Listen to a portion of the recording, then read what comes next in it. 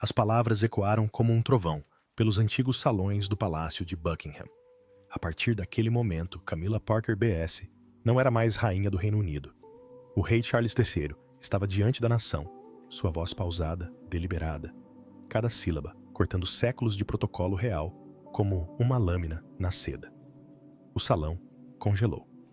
Nem um suspiro, nem um sussurro, apenas o peso da história sendo reescrita em tempo real. O maxilar do príncipe William se contraiu quase imperceptivelmente. Ao seu lado, os dedos de Catherine encontraram a mão dele, sob a mesa. Os nós dos dedos brancos de tensão. Naquele silêncio, ambos sabiam que tudo havia mudado para sempre. Mas o que poderia levar um rei, que esperou Language Not Registered for Generation anos por sua coroa, a emitir um decreto tão devastador? Que revelação, que traição, que ato imperdoável havia destruído a família real por dentro? A resposta está enterrada sob camadas de intrigas palacianas, registros médicos e um telefonema que expôs tudo. Antes de mergulharmos no escândalo que está abalando a Commonwealth, deixe-me perguntar algo. Você já confiou completamente em alguém, apenas para descobrir que essa pessoa estava orquestrando sua ruína o tempo todo? Foi exatamente isso que aconteceu por trás das portas douradas do palácio. Isso não é apenas mais um drama da realeza. Trata-se de poder manipulação. E uma rainha que apostou tudo e perdeu de forma espetacular. E aqui está o que ninguém está comentando. As evidências levam, não a um, mas a dois conjuntos de registros médicos, ligações telefônicas, criptografadas à meia-noite e uma conspiração que se estende do Palácio de Buckingham até a Califórnia. Fique comigo, porque o que você está prestes a descobrir mudará completamente a sua visão sobre a monarquia moderna. E acredite a verdade, é muito mais chocante do que qualquer manchete poderia descrever. O anúncio. Vamos voltar àquele momento. O momento que paralisou a internet e deixou o mundo sem palavras. A atmosfera dentro do Palácio de Buckingham era sufocante. Cortinas de veludo carmesim absorviam cada som. Retratos de monarcas do passado com detalhes em ouro pareciam observar com julgamento. Este não era apenas mais um discurso real, era um acerto de contas. O rei Charles III, visivelmente debilitado por sua luta contra o câncer, aproximou-se do antigo púlpito de carvalho. As luzes fortes da televisão projetavam sombras profundas em seu rosto, revelando um cansaço que nenhuma compostura real poderia esconder. Quando falou sobre sua saúde debilitada, sua voz permaneceu firme, a voz de um homem que passou a vida se preparando para o dever mesmo, quando esse dever exigia o impensável. Então veio a primeira bomba. Estou abdicando do trono. As câmeras giravam freneticamente. Jornalistas se inclinavam para a frente, telefones já vibrando com alertas enviados para milhões. A abdicação na monarquia britânica. Essa palavra, por si só, carrega o peso de uma crise. É o que Eduardo da Feitosa fez por amor. O que marca o fim de uma era. Mas Charles não havia terminado. Nem de longe, seu olhar se desviou, endurecendo ao pousar na rainha Camila. Ela estava radiante em verde esmeralda, a personificação da compostura régia, uma mulher que sobrevivera a décadas de escrutínio público e finalmente reivindicara sua coroa. Ela esperava que aquele fosse o momento de William, uma passagem cerimonial de poder, o papel dela, o da madrasta digna apoiando a transição. O que ela não esperava era o que veio a seguir a acusação. A rainha Camila está por meio deste destituída de todos os títulos e privilégios reais. A sala pareceu girar em torno do próprio eixo. Nem mesmo William, um homem treinado desde o nascimento para controlar cada expressão facial, conseguiu esconder o choque. Catherine permaneceu completamente imóvel, mas suas mãos, entrelaçadas, denunciavam o terremoto que se desenrolava em sua mente. A justificativa devastadora. Camila era acusada de falsificar os registros médicos do rei, de manipular seu diagnóstico, de tentar tomar o controle da monarquia enquanto seu marido lutava pela vida. Observe a reação de Camila nessas imagens de arquivo, e você verá algo extraordinário. O momento preciso em que uma fachada cuidadosamente construída desmorona. Seu lenço de seda quase escorregou de seus dedos. Seus olhos se arregalaram não de medo, mas de incredulidade. Ela havia planejado tudo, cada contingência, cada cenário, cada ameaça potencial, exceto esta. Exceto ser desmascarada pelo homem que ela pensava ter enganado. Pense nisso por um momento.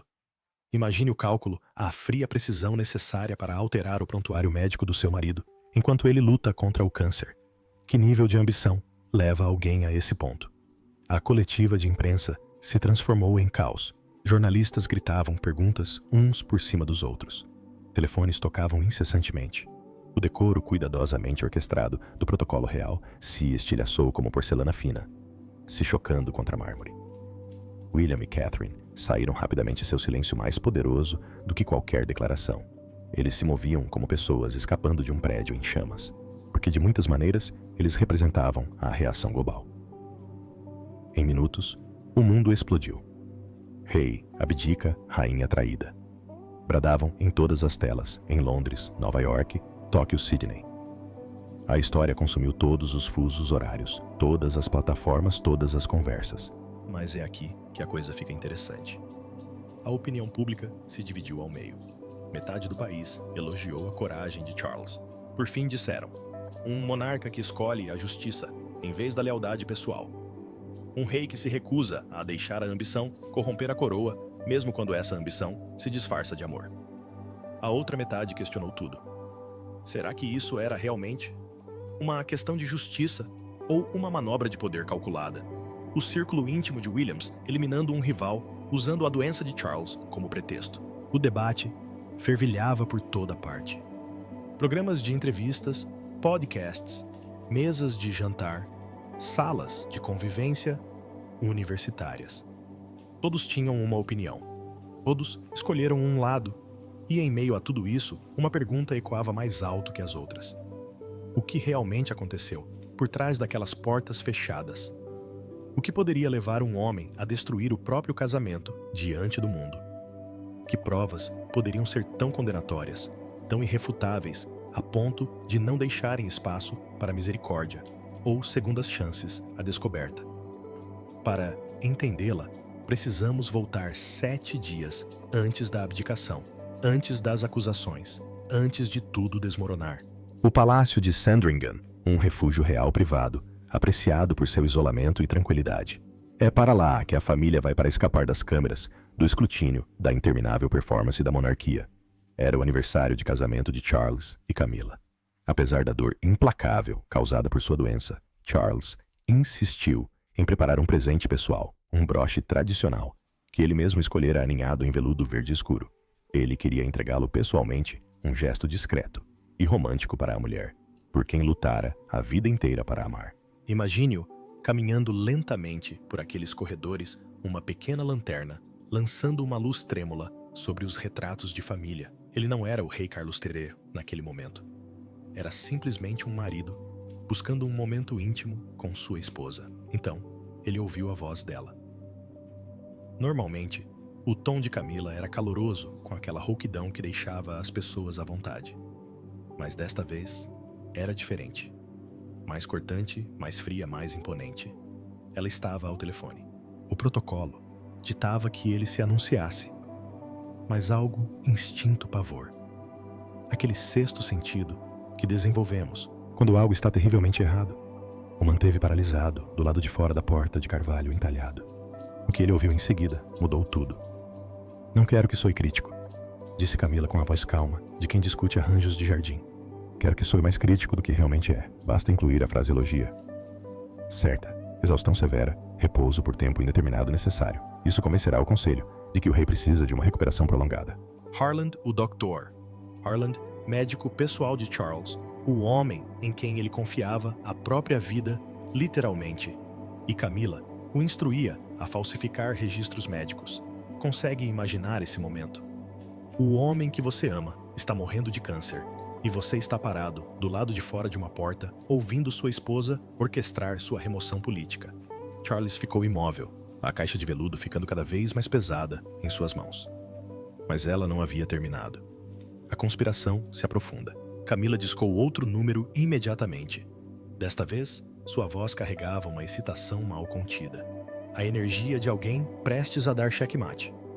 Ótimo. Então vamos em frente. Preciso que os documentos para as mudanças no Comitê Real sejam preparados imediatamente. Não podemos permitir que aqueles indecisos nos atrapalhem. Cada palavra era uma facada. Isso não era apenas manipulação médica. Era um golpe cuidadosamente arquitetado, meticulosamente planejado, escondido sob a aparência de genuína preocupação. A condição de Charles o forçará a se afastar. Ela continuou. Durante esse período, estabelecerei um conselho de regência temporário para manter a estabilidade. Tradução. Enquanto Charles lutava contra o câncer em isolamento forçado, Camila governaria a monarquia das sombras. O presente de aniversário escorregou das mãos de Charles. A caixa de veludo caiu silenciosamente sobre o tapete persa, mas, para ele, o som foi como vidro quebrando. Pense no que isso representa. Anos de devoção, décadas de luta por aceitação, uma vida inteira escolhendo essa mulher acima do dever, acima do protocolo, acima da aprovação da própria mãe. Tudo reduzido a um mero instrumento na demonstração de poder de outra pessoa. Charles recuou silenciosamente e retornou sozinho aos seus aposentos. A caixa de veludo verde permaneceu onde caiu, um símbolo mudo de sinceridade traída. Mas eis o que ninguém sabia. Naquele momento, o rei Charles III não estava derrotado. Ele estava fortalecido. A investigação. Daquele momento em diante, Charles retirou-se completamente da vida pública. Oficialmente, alegou repouso absoluto por motivos de saúde. A imprensa noticiou o agravamento de seu estado de saúde. Especulava-se sobre sua capacidade de continuar reinando. Mas por trás da fachada de doença e isolamento, Charles travava uma guerra. Ele entendia que cada movimento era observado não por inimigos distantes, mas por aqueles mais próximos a ele que provavelmente reportavam a Camila. Então, ele agiu com precisão cirúrgica, baseando-se em instintos aprimorados durante seu serviço na Marinha Real e lições absorvidas ao observar a rainha Elizabeth II governar com uma eficácia silenciosa e devastadora. Seu primeiro passo foi a biblioteca particular do Palácio de Buckingham, uma câmara serena, onde gerações da história da realeza jaziam arquivadas e seladas. Lá, ele teve acesso a registros médicos confidenciais, e o que encontrou foi explosivo. 2 relatórios médicos, distintos ambos com seu nome, ambos datados de seu exame mais recente e ambos com o carimbo oficial do Dr. Harland. Mas seus conteúdos não poderiam ser mais diferentes. O primeiro relatório, o original, obtido discretamente, por meio de uma enfermeira leal, descrevia a condição de Charles como estável, exigindo observação sim, mas sem representar perigo imediato à sua vida ou à sua capacidade de governar. O segundo relatório circulou entre o Conselho Real e os principais assessores, pintando um quadro catastrófico. Declínio severo, exaustão nervosa, recomendação de repouso por tempo indeterminado e possível intervenção. Charles colocou os 2 documentos lado a lado sob a lâmpada. As evidências eram irrefutáveis. Camila havia manipulado seu médico para criar registros médicos falsos. Ela havia fabricado uma crise para justificar sua remoção do poder. Mas as evidências por si só não bastavam. Charles precisava entender a extensão total da conspiração. Quem mais estava envolvido? Qual era a profundidade disso? A descoberta de Kate. E foi aí que Catherine, princesa de Gales, entrou na história. Kate é meticulosa, detalhista, ao extremo. Enquanto organizava os correspondentes do palácio relacionados a cuidados médicos, um trabalho administrativo rotineiro que a maioria das pessoas consideraria entediante, ela notou algo estranho. Uma série de e-mails entre Camila e o Dr. Harland, enviados em horários irregulares, frequentemente tarde da noite. A linguagem era codificada vaga cautelosa. Em vez de discutirem saúde, mencionaram planos e cronogramas. Uma mensagem se destacou como um farol. Um e-mail de Harland para Camila, com um anexo intitulado simplesmente Plano B. O instinto de Kate gritou perigo. Ela sempre tratara Camila com respeito. Afinal, a mulher fizera Charles feliz. Mas isso ia além do drama familiar e se tornava algo mais sombrio. Sem hesitar, Kate contou tudo a William. Agora entendam a posição de William. Ele já estava sob uma pressão esmagadora. Preocupação com o pai. Ansiedade quanto ao seu papel iminente. O peso de potencialmente se tornar rei muito antes do esperado. Ao ler as descobertas de Kate, sua expressão endureceu linha por linha. William respeitava sua madrasta, acreditava que ela havia trazido estabilidade e felicidade genuína aos últimos anos de Charles. Mas as evidências destruíram essa crença como um martelo no gelo. A partir daquele momento, William e Kate se tornaram parte da investigação. 3 gerações da família real. Charles, William e Catherine agora trabalhavam em segredo para expor a conspiração que se desenrolava dentro de seus próprios muros. As evidências se acumulam. William e Kate agiram como agentes de inteligência, usaram canais criptografados, evitaram áreas do Palácio de Buckingham com forte vigilância, trabalharam apenas com seus funcionários de maior confiança e seu alvo, o Dr. Harland, através de uma análise minuciosa dos metadados telefônicos e dos registros do servidor do palácio, descobriram algo decisivo, uma conversa telefônica gravada entre Camila e Harland. Ao ouvir a gravação, William sentiu uma onda de fúria e incredulidade.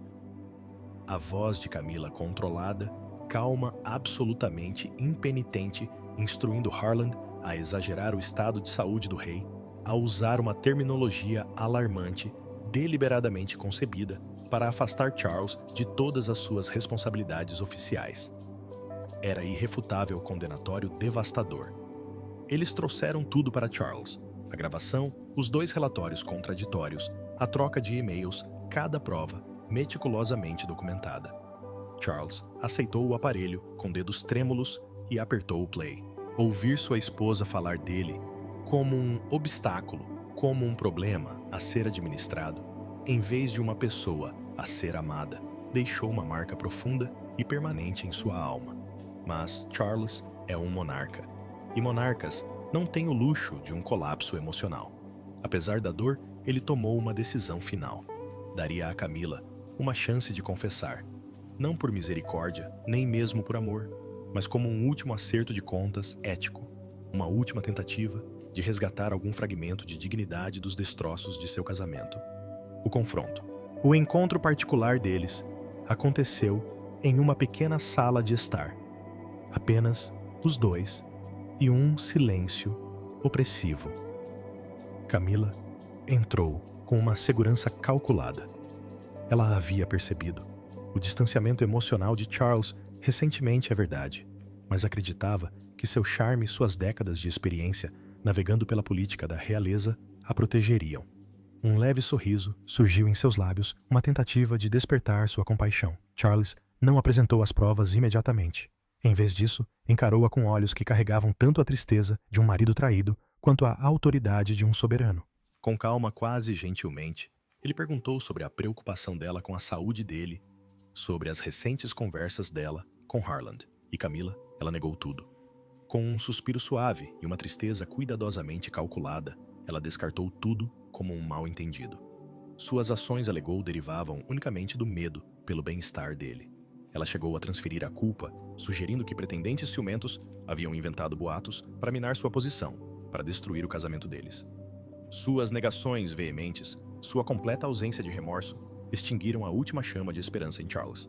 Naquele momento, ele compreendeu, com absoluta clareza, não havia arrependimento. Apenas estratégia.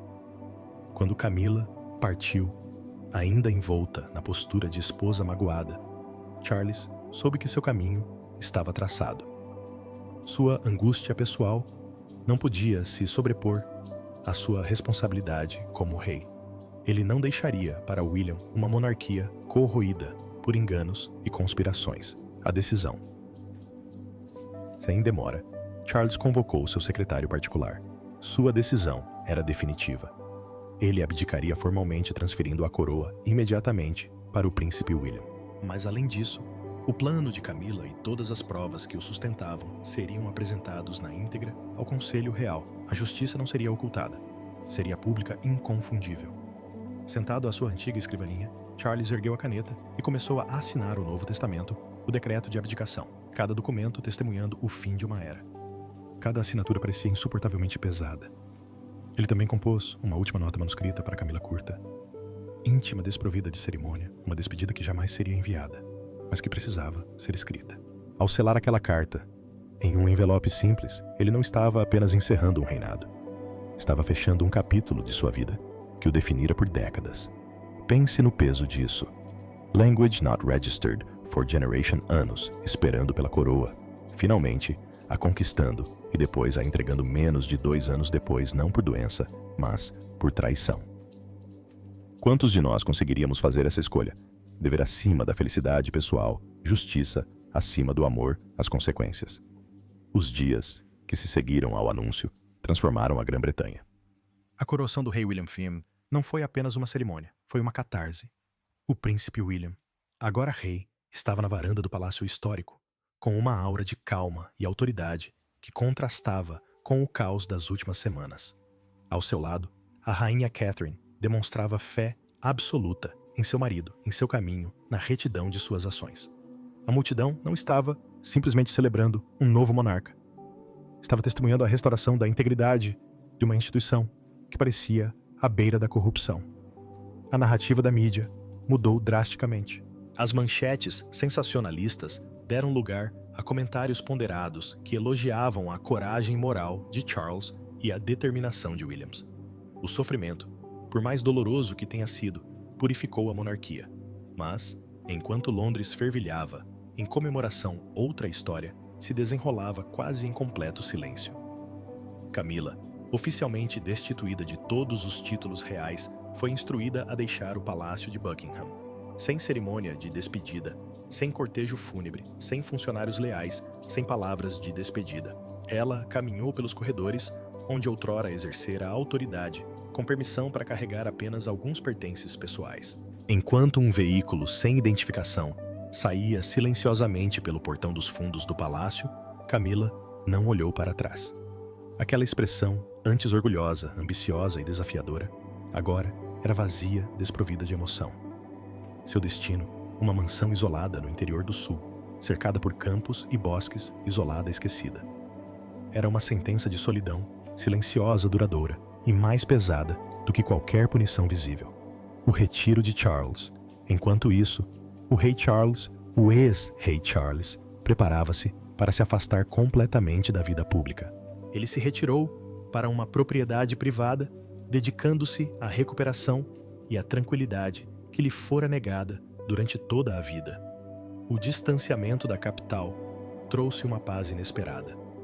Embora tivesse renunciado à coroa e a sua companheira recuperara algo muito mais vital, clareza de consciência. Em solidão, Charles começou a escrever. Além dos documentos formais, elaborou uma autobiografia profundamente pessoal, um registro do capítulo final de seu reinado. Suas páginas narravam tudo: a descoberta da traição, a investigação secreta com William e Kate, o dia em que proferiu sua sentença perante o Conselho Real. Nas passagens finais, ele refletiu sobre o destino e a escolha sobre a angústia de responsabilizar alguém que se ama sobre a estranha liberdade encontrada em colocar o dever acima da emoção. Uma passagem em particular se destaca. Charles escreveu sobre a carta lacrada para Camila, aquela que ele nunca enviou. Ela repousava sobre sua mesa, um vestígio silencioso de um relacionamento definido, tanto por devoção quanto por conflito. Ele sabia que nenhuma palavra poderia expressar completamente a profundidade de sua desilusão ou a irreversibilidade da separação. Nas linhas finais de suas memórias, com caligrafia firme e forte, ele escreveu: "O amor pode cegar, obscurecendo o julgamento por anos. A justiça, jamais. Ela exige clareza absoluta e implacável, mesmo quando essa clareza destrói a felicidade pessoal. A conspiração maior. Mas eis o que a maioria das pessoas não percebeu em meio ao caos. O plano de Camila não era a única conspiração que ameaçava a família real. Lembram-se de Meghan Markle? Essa história tem tentáculos que chegam até a Califórnia. Enquanto Charles lutava contra a traição de Camilla Catherine, travava uma guerra completamente diferente. Uma guerra envolvendo testes de DNA falsificados, documentos forjados e uma tentativa de minar a legitimidade do príncipe George. A investigação revelou um rastro chocante: mensagens criptografadas, instalações clandestinas especializadas em documentos falsos e transferências financeiras rastreadas até contas ligadas à secretária pessoal de Meghan. Kate não descobriu isso por acaso. Ela investigou o caso com a mesma precisão meticulosa que havia aplicado para descobrir os e-mails de Camilla. O falso teste de DNA criado para lançar dúvidas sobre a paternidade de George foi rastreado até uma instalação nos arredores de Londres. Confrontado com as provas de transferência e os e-mails, o diretor da instalação confessou tudo. "Recebi ordens de um intermediário", testemunhou ele, com a voz trêmula. Amostras de design detalhadas, dinheiro transferido por meio de 3 camadas de contas. Kate apresentou todas as provas em uma reunião fechada no Palácio de Buckingham. Os relatórios falsos, as transferências, os e-mails com ordens, as confissões, as análises técnicas. "Não podemos deixar isso se arrastar", disse ela, com a voz carregada de autoridade, silenciando a sala. A coletiva de imprensa que se seguiu foi devastadora. Kate compareceu diante das câmeras calma, porém firme, e desmantelou sistematicamente a conspiração. Novos resultados de DNA conduzidos no laboratório real, sob rigorosa supervisão independente, confirmaram o parentesco sanguíneo entre ela e George, em Language Not Registered for Generation Say. Inegável. William estava ao lado da esposa, com a voz grave e calorosa. "Nossa família foi atacada de forma covarde, mas a verdade sempre triunfa. O acerto de contas de Meghan." Em Montecito, Meghan assistiu à coletiva de imprensa ao vivo. Seu rosto empalideceu a cada nova evidência anunciada. Ela desligou a TV e se deixou cair na cadeira, sem conseguir falar. Durante meses, ela se considerou intocável a um oceano de distância, protegida pela distância e por intermediários cuidadosos.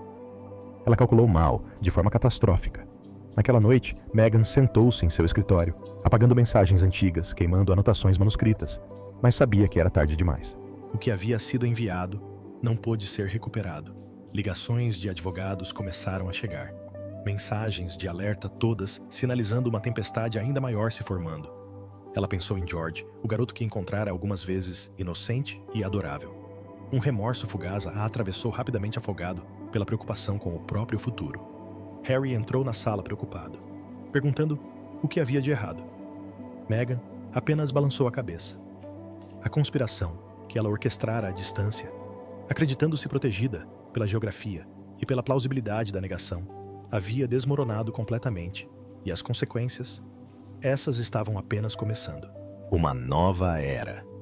De volta a Windsor, a paz foi retornando aos poucos.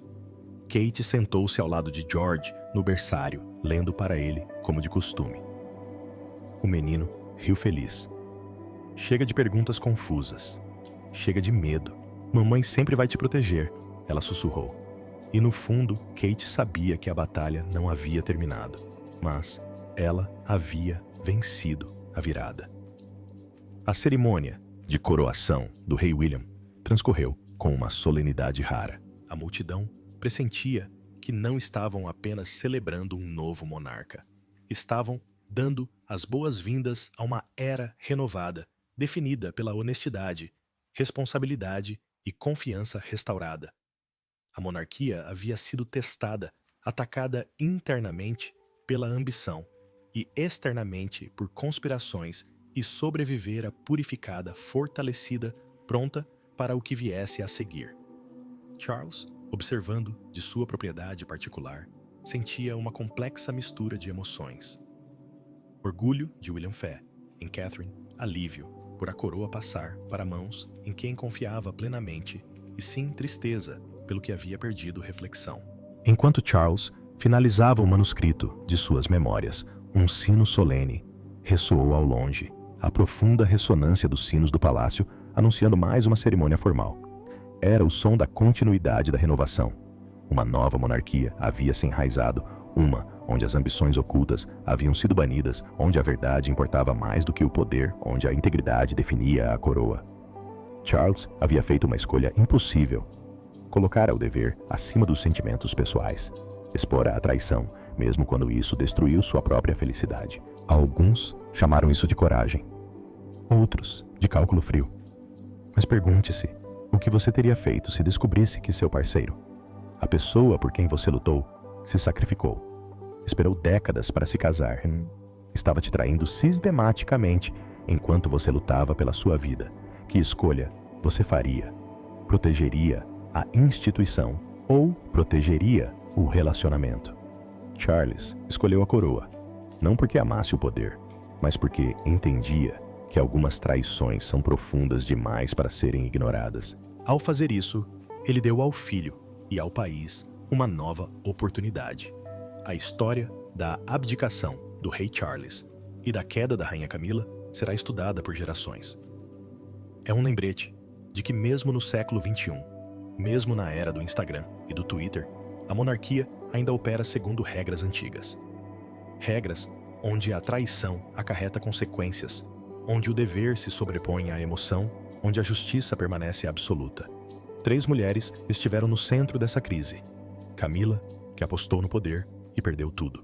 Meghan, que conspirou à distância e agora enfrenta as consequências. E Catherine, que lutou com ferocidade silenciosa para proteger sua família e venceu. 3 homens foram testados.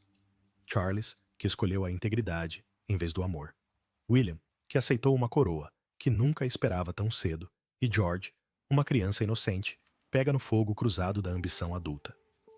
Mas aqui está a pergunta que deixo para vocês. A decisão do rei Charles de abdicar e expor a verdade foi um ato de um monarca colocando o dever acima dos sentimentos pessoais? Ou foi um ato pessoal de vingança contra a traição de sua esposa? Justiça ou vingança? Dever ou mágoa, coragem ou crueldade? A resposta provavelmente depende da sua perspectiva. Se você acredita que os monarcas devem ser submetidos a padrões mais elevados do que as pessoas comuns, se você acha que o amor deve alguma vez justificar a traição. O que você acha? Deixe sua opinião nos comentários abaixo. Charles agiu certo ao expor Camila publicamente. Ele deveria ter resolvido a situação em particular. O casamento deles poderia ter sido salvo. E quanto à conspiração de Meghan? Até onde a responsabilidade deve ir? Se você achou essa história tão envolvente quanto eu, clique no botão gostei, compartilhe com alguém que adora dramas da realeza e inscreva-se porque acredite, essa história ainda não acabou. As repercussões ainda estão se desenrolando. As consequências legais ainda estão pendentes. E a monarquia está entrando em território desconhecido. Obrigado por assistir e lembre-se, no jogo das coroas, a verdade é a única arma.